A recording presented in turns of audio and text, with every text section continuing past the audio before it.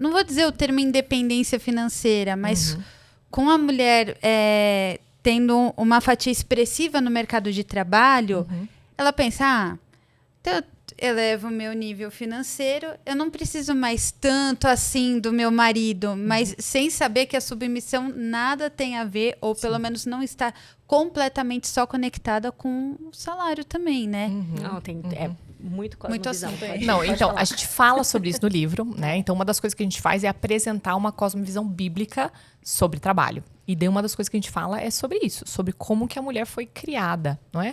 E uma das coisas que a gente deixa bem claro, assim, é que a mulher foi criada, assim como o homem, para refletir a imagem de Deus. Isso é claro pra gente, Homem certo? e mulher, criados Homem e mulher, assim. criados para refletir a imagem de Deus. E como que a gente reflete a imagem de um Deus que foi tão amoroso, que transbordou em amor ao nos criar? Deus não precisava nos fazer, não é? A gente sabe disso. Ele vivia em perfeita amor e perfeita paz e perfeita alegria em ele mesmo, né? Ele nas três pessoas da Trindade. E perfeito relacionamento das três pessoas da Trindade. A gente vê isso, por exemplo, no texto de João 17, Jesus orando com Deus e falando de que um glorifica o outro, né? Deus Pai, Deus Filho. Então, a gente sabe que esse amor era um amor perfeito. E ele nos criou por um transbordamento do seu amor. Então, nós somos frutos de um amor que transbordou do Deus Trino, né? Então, ele nos criou para amar pessoas. Ele nos criou para servir pessoas. Ele nos criou para sair da nossa bolha de satisfação pessoal e prover para pessoas, tanto homem quanto mulher. Ele nos fez para isso. O relacionamento que ele nos manda, quando ele manda em Gênesis os 3 mandatos, né? Um mandato espiritual, relacionamento nosso com Deus, em primeiro lugar. Um mandato relacional, relacionamento nosso com outro ser humano, e o mandato cultural. Eu ia falar criacional, mas é cultural, que é o relacionamento com o trabalho e com a criação dele, né? Quando ele fala sobre os relacionamentos, a gente entende claramente, tem vários textos que apoiam isso, que o relacionamento tem a ver com expressão de amor, com servir, com sair de si, com sacrificar-se em direção a pessoas. Isso é o nosso chamado. A nossa identidade qual é? É ser imagem e semelhança de Deus, é ter sido resgatado, transformado, justificado por Cristo Jesus na cruz. Esse é a nossa identidade, mas o nosso chamado é servir pessoas, é sair de nós mesmos em direção a pessoas, é espelhar esse amor sacrificial que nós recebemos na criação e na cruz. Só isso já muda a forma como a gente trabalha a partir de agora. Exato. Sim, só essa clareza, né? E daí, a partir daí, a gente tem que ver algumas coisas específicas dadas à mulher, não é? Então, algumas coisas são muito claras em relação à mulher. Uma delas é que Deus nos fez como auxiliadoras idôneas, né? Idônea significa apropriada, apta, própria, né? Mas apta a quê? A ser uma auxiliadora. E a auxiliadora, a palavra auxiliadora no original é a palavra ezer.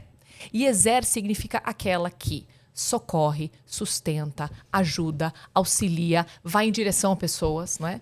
E é lindo isso, é incrível isso, porque Deus nos chamou a fazer isso. E essa palavra ezer é o mesmo termo que Deus usa para se referir a Ele quando Ele nos socorre, quando Ele nos auxilia, quando Ele nos ajuda. Então, nós espelhamos o nosso mestre quando nós servimos pessoas, quando nós somos ezer, não é? Então, a submissão é uma coisa que, na verdade, é tão simples, é muito mais simples do que as pessoas colocam. Porque as pessoas têm raiva dessa palavra submissão, mas quando você vai ler Paulo, que Paulo manda que sejamos servos, doulos um dos outros. A palavra doulos, que é o original, significa escravo. Ele nos chama a ser escravo um dos outros.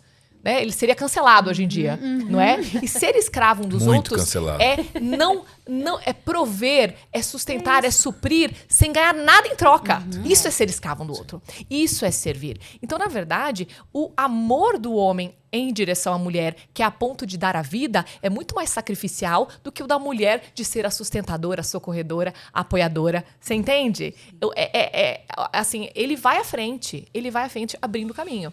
Eu dei até esse exemplo ontem, a gente estava dando uma aula ontem para o grupo da Naná, e eu estava comentando com as meninas. Pensa num matagal fechado. Né? Tem um pastor meu que sempre dá esse exemplo. Um matagal fechado e você está precisando abrir caminho nesse matagal. Você gostaria de ir no matagal fechado sozinha? Não, eu adoro que meu marido vai na minha frente com o facão e abre o mato pra mim, pra eu passar. Eu não quero ir na frente, né? Ele é muito mais forte que eu, ele é muito mais apto a lidar com os bichos que vão aparecer do que eu, e eu me sinto feliz que ele abre o caminho pra eu passar. É tão gostoso isso, a submissão, ela tem muito a ver você tem que entender que a submissão, ela não significa que existe um papel inferior ao outro. Exato. Não existe em nada. É assim, numa empresa, existem papéis diferentes e importância é exatamente igual em todos os funcionários da empresa, mas papéis distintos. Então, existe uma relação de papel e existe também um entendimento de que nós estamos todos sob a mesma missão, submissão, né? Sob a mesma missão de quê? De servir, de agir em direção a pessoas, de espelhar o Deus que é nosso exército, nosso resgatador. Entende? Então, esse assunto é muito belo.